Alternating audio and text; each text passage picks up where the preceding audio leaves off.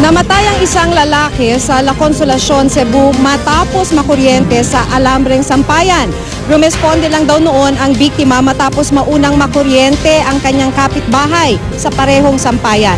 Makibalita tayo kay Randy Gurion ng GMA Cebu. Kinukuha ni Teresa Monleon ang mga natuyo nilang damit mula sa alambreng sampayan sa kanilang likod bahay sa Consolacion, Cebu nang mangyari ang hindi inaasahan. Hindi niya alam na nidikit pala ang sampayan sa bubong na nakadikit naman sa live wire. Nakuryente si Monleon.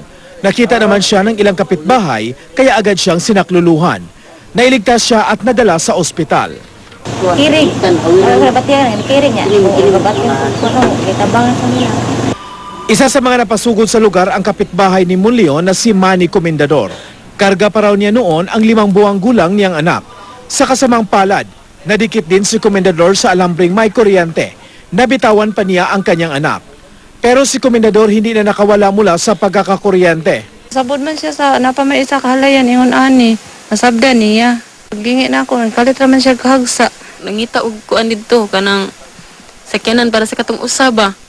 Nya mao to pagbalik nako niingon nga si Manny na pud ko nagitabang. Namatay si Comendador, ligtas naman ang kanyang anak. Mahisag kong tabang kay akong anak gagmay pag-ayo. Laon man na nako. Inayos na ng Visayan Electric Company ang mga linya ng kuryente sa lugar. Nagpaalala ang mga otoridad sa publiko na tiyaking maayos ang pagkakabit ng mga linya sa kuryente. Siguro hindi malayo sa mga linya ng kuryente at saksakan sa mga sampayan at iba pang metal na gamit na posibleng daluyan ng kuryente. Randy Gurion, Nagbabalita, Pilipinas.